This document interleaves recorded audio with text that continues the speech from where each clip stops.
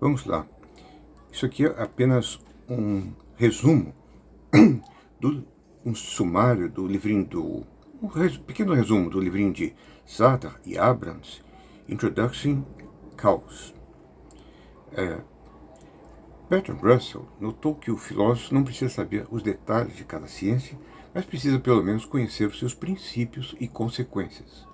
Assim, com efeito, um filósofo totalmente ignorante das ciências terá quase que inevitavelmente uma visão distorcida daquilo que lhe compete fazer. Minha intenção aqui é entender em que medida a teoria do caos poderia influenciar a maneira como podemos fazer filosofia. Daí meu interesse por conhecer alguma coisa da teoria do caos e fazer esse resumir. Na mitologia chinesa, o caos e a ordem estão relacionados, dizem eles. Yang é o princípio masculino da ordem, Yin é o princípio feminino que emerge do caos em raio de luz pura do céu. Conjuntamente, eles criaram o universo. E o excesso de ordem produz caos. Na teogonia de Hesíodo, o caos veio primeiro, e somente dele surgiu a terra e tudo mais. Ou seja, o caos precede a ordem. Só no século XX, essa história é continuada com uma teoria científica, a teoria do caos. Trata-se da mais revolucionária teoria científica desde a teoria quântica, devendo mudar radicalmente a maneira como vemos o mundo e a nós mesmos. A teoria conecta simplicidade com complexidade, ordem com randomicidade. Ela admite que o universo é determinista, mas o torna capaz de desordem, complexidade e impredictabilidade.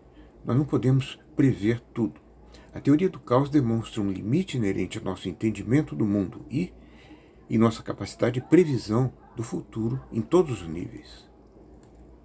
Essa teoria só se desenvolveu devido ao desenvolvimento de computadores extraordinariamente poderosos.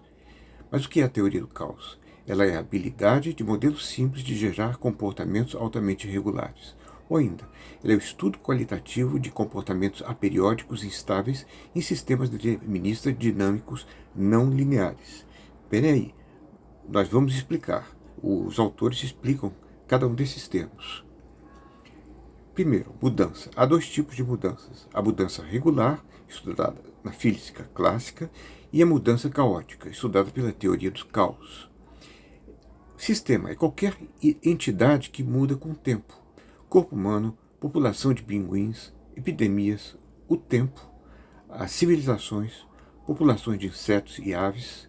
Sistema determinista é o perfeitamente predizível, estável e completamente conhecível.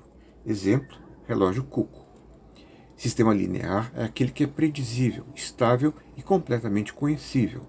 Exemplo, x igual a y², uma linha reta oblíqua no gráfico cartesiano. Sistema não linear, o de linhas curvas, às vezes muito complexas. Equação periódica, eventos que retornam após certo intervalo de tempo, por exemplo, o pêndulo. Equação aperiódica, nenhuma regularidade completa, como a água escoando para dentro de um buraco. Equação aperiódica instável, comportamento altamente complexo e irregular que torna previsões exatas impossíveis. Exemplo, predição acurada do tempo. Não existe previsão absolutamente acurada do tempo. Um comportamento aperiódico instável é aquele que, mesmo possuindo modelos, nunca se repete do mesmo modo. Exemplo, história das civilizações. Existem repetições, mas não são idênticas. Podemos agora definir o caos. O caos é a ocorrência de eventos aperiódicos aparentemente randômicos em um sistema determinista. Porque o sistema é determinista, mas os eventos são aperiódicos e são aparentemente randômicos, porque você não tem como conhecer tudo o que acontece no sistema.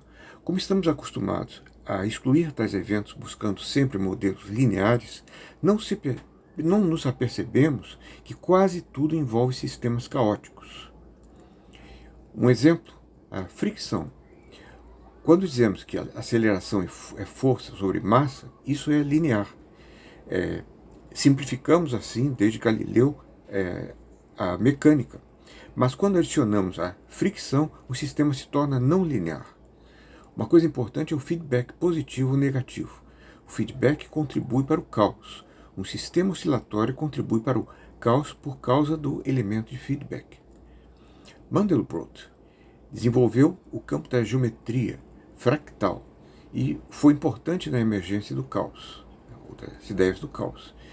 Os fractais são objetos que em cada parte são semelhantes ao objeto como um todo. São comuns na natureza, como, por exemplo, uma árvore seca que vocês encontram no interior do Brasil, ou um floco de neve.